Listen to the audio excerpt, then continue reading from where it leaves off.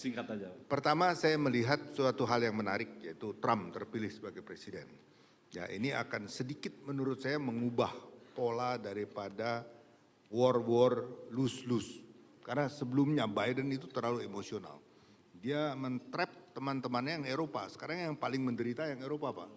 Gas segala macam paling susah adalah Eropa. Nah Amerika ada kepentingan. Kalau perang dan lain-lain bagaimana mereka mengejar target 2%. Gak mungkin kecuali dia kompromi bisa dinaikkan. Sekarang terbukti anomali kan. Fed sudah menurunkan suku bunga. Tetapi kita lihat Treasury bills naik 70 basis Pak. Fed turunin 75 basis. Treasury bills yang jangka panjang itu naik 70 basis point. Nah ini yang saya ambil, kenapa saya ambil potret ini.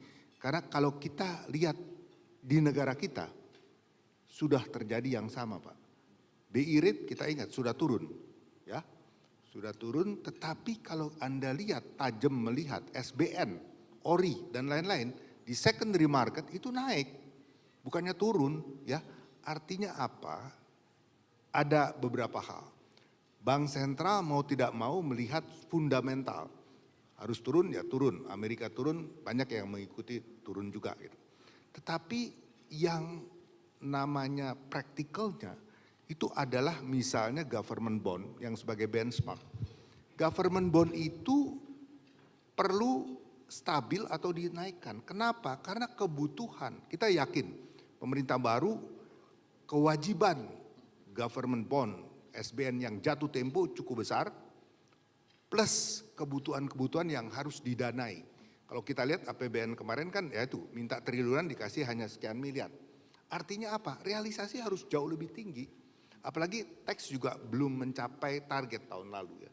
Artinya SBN itu nggak mungkin turun. Nah ini tantangan bagi perbankan. Karena kalau SBN 6,5-7%, dolar bisa dapat 5%. Ya, lah deposito mau berapa gitu kan. Mana bisa turun kalau SBN begitu menarik. Ini contoh salah satu ya. Meskipun ada beda sedikit dalam arti kalau taruh SBN itu jangkanya agak lebih lama. Kalau mendadak butuh duit jual SBN tergantung bisa untung bisa rugi. Harga kan bisa fluktuasi gitu Pak ya. Kalau deposito tabungan itu lebih liquid lah. Tapi tetap karena apa? Bisnis juga secara umum sepi. Secara umum dapat saya katakan ya. Tahun 20, 21, 22 sesudah COVID itu daya beli masyarakat terutama ekonomi yang strata di bawah itu lebih kuat dari saat ini. Kenapa? Ada beberapa hal. Pertama kalau kita lihat ya bahwa dulu ada bantuan-bantuan sosial. Kalau Bapak masih ingat sesudah COVID itu pemerintah menyediakan bansos-bansos yang lumayan. Itu menggelontor ke bawah. Kedua, e-commerce. Kita nggak sadar. E-commerce itu 1 tahun bisa menggelontorkan dana 100 triliun. Which is bukan dana yang sedikit. Dan ini bakar duit. Di mana sumber dari e-commerce? Investor asing. Dana asing masuk invest di company-company. Boleh saya sebut cukup banyak karena ada Blibli, ada Tokped, ada Bukalapak, ada Shopee dan lain-lain. Mereka itu bakar uang. Apa arti bakar uang? Mereka misalnya delivery cost dipotong. Kemudian kalau kita lihat biasa kalau kredit card, debit card itu ada yang namanya merchant discount. Jadi kalau merchant jualan dengan kartu daripada bank itu kena merchant discount mungkin 1,5-2%, paling tinggi rasanya 2,5% Amex. Tetapi e-commerce itu awalnya free, sekarang 10-20% merchant discount. Ya, jadi bayangkan dulu harga murah. Sales meningkat keras, driver Gojek, Grab dan lain-lain itu banyak order, dapat income tambahan. Jadi di lower class ini lumayan dapat additional income. Orang bisa beli belanja murah. Nah ini juga stop, jadi bansos stop, bakar uang dari e-commerce juga stop. Yang ketiga, dulu awalnya kita ingat pinjol di mana-mana. Memang pinjol ini seperti obat isinya racun, jujur aja. Bagi orang bank kita melihat begitu. Kenapa? Pernah saya pelajari beberapa kasus ya. Orang pinjam duit 7 juta. Dia butuh 2 minggu. Berapa harus kembali dalam 2 minggu? 8,8 juta. Saya cek ini pinjol legal apa illegal. legal, dapat izin dari OJK.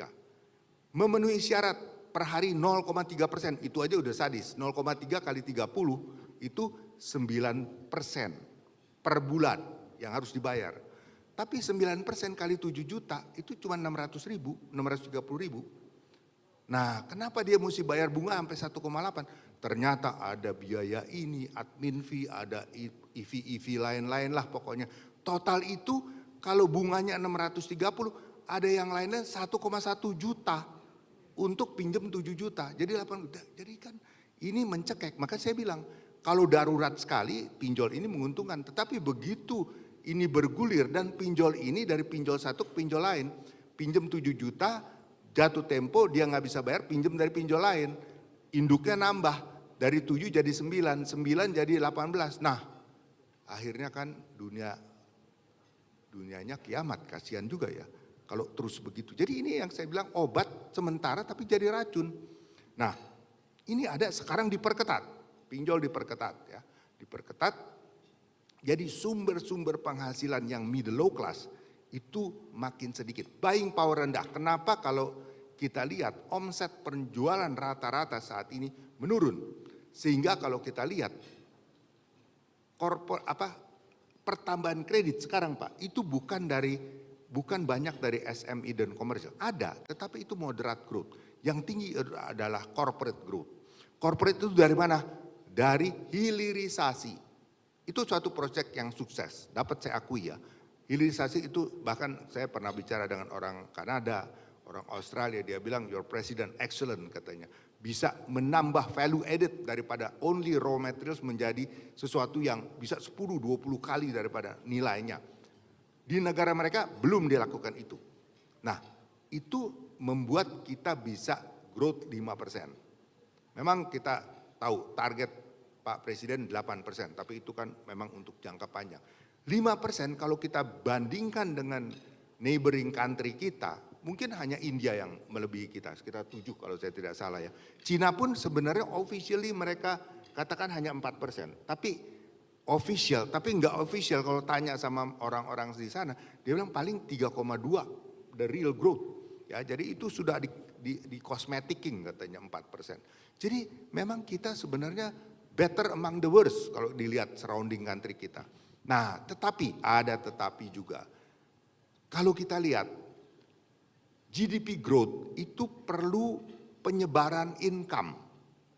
Kalau GDP itu berkembang dari industri-industri yang banyak, maka ini akan generate suatu ekonomi yang luar biasa. Kenapa? Kalau ini terjadi di berbagai manufacturing, maka pekerja bertambah. Kemudian ada main agent, ada sub agent, ada retail. Ini down to earth menghasilkan akselerasi buying untuk masyarakat. Nah, agak beda dengan hilirisasi.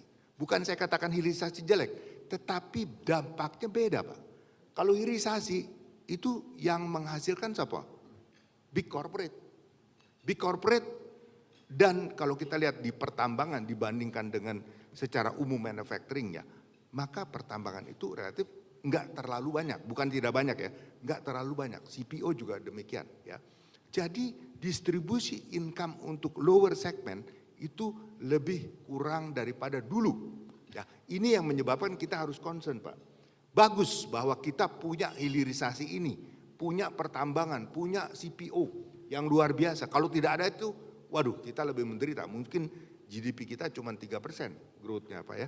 Jadi ini hal yang positif, tetapi tetap harus kita lihat yang paling penting di samping GDP absolute growth-nya juga penyebaran untuk mengurangi Gini Index ya. Ini yang mungkin masih kurang. Jadi kita harapkan tahun depan salah satu program yang cukup salut adalah program untuk memberikan makan siang gratis. Karena kita membayangkan berapa banyak masyarakat yang akan mendapatkan itu, berapa banyak produsen-produsen harus UMKM yang harus bekerja menyiapkan ini. Karena tidak bisa makan siang ini tidak bisa dipusatkan ya, harus distribusi. Karena kalau dipusatkan bagaimana nggak kebayang ya, bikin makanannya harus itu kan jangan sampai dingin ya, datang harus hangat ya. Nah jadi ini pasti ada desentralisasi dan ini bisa menambah perputaran bisnis di golongan UMKM. Ini yang saya pikir salah satu Pak ya, penggerak untuk UMKM ke depan. Kita harapkan proyek ini bisa berhasil. Dan dengan itu kita harapkan bahwa kita ya tetap harus yakin bahwa 2025 tetap adalah tahun yang positif. Paling tidak kita lebih baik daripada negara-negara tetangga kita. Mungkin karena 5 menit ini aja udah lebih rasanya ya. Terima kasih dulu, ntar silakan kalau mau diperhatikan. Terima kasih Pak.